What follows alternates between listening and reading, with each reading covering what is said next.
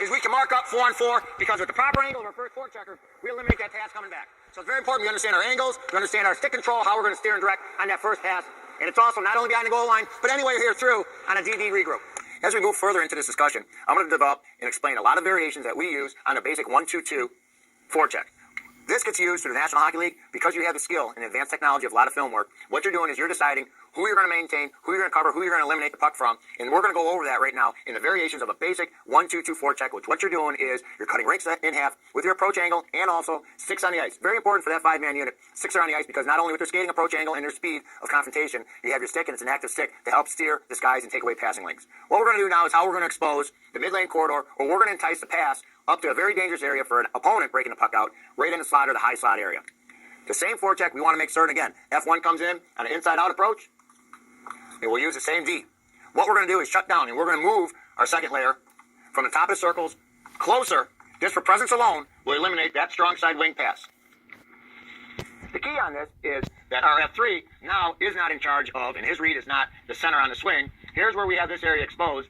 He wants the weak side lane, and we have our weak side D responsible for that pass up the mid lane corridor or to the center. So the read is, this defenseman reads through his man, watches the pass, and he starts sneaking in anticipation because what we've done is we've opened the gate, the closure happens right here with our weak side D, confront, and we use this an awful lot to establish a presence, an aggressive presence, an intimidation presence, and primarily most teams are built through the middle. Their better players, their key players are playing in the middle of the rink and they want them to have the puck. We use that a lot to establish a physical dominance or at least a mental edge on eliminating their players and make them a little bit insecure. But we expose the open, our weak side D has that read, and he shuts down. So in all these forechecks, as you can see, we have all 3 lanes marked, and just like soccer, they're marked with presence, but also they know exactly where we want that puck to go, and the read is it's a timing play that they get there when the puck comes, and they come in ill humor.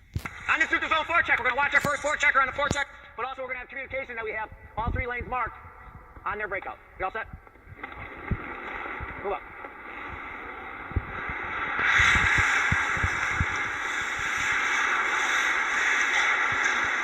That's perfect. Everything is marked. What we've done is we reduce the size of the speed zone, we reduce the size of the neutral zone, and now we've slowed down. We warrant the defenseman to carry the puck up. As long as we can slow, stall, or stop the forward at our offensive blue line, I think the odds go to our advantage, and it's very successful. Now what we're going to do on our forecheck, we're going to expose the middle. So by exposing the middle, we still have that same forecheck with F1. We want to make certain the read on the mid lane becomes our defenseman that steps up. So our weak side second layer, Corey's going to be on the second layer. You're going to leave that centerman open. Our defensemen are going to communicate. We want that pass to come to the center, and we'll step up. We've got to make certain our wings are marked so they don't get behind you, because now what we're doing is we're rewarding excellent closure, and we're trying to provide a good hit on their center ice man. Go on, step up. And that's perfect. That's a perfect read. We come from the blind side. It's a perfect read. What we've done is we've exposed. It looks like a very enticing, easy pass, which they can execute. But I know when it's all over with, their centerman will go back and discuss for the D making that pass. So what we've done is we've exposed the middle, and our D reads that and goes through. Okay, let's see it from the other side. Exact same thing. See it on the other side. Step up, buddy. Step up. Go ahead, Jeremy. So you see all 3 lanes are marked. It's a great setup for a terrific hit, and it becomes extremely imposing and intimidating the more frequently that does. And that can happen not only in the offensive zone, but also through the neutral zone. Fantastic. Another variation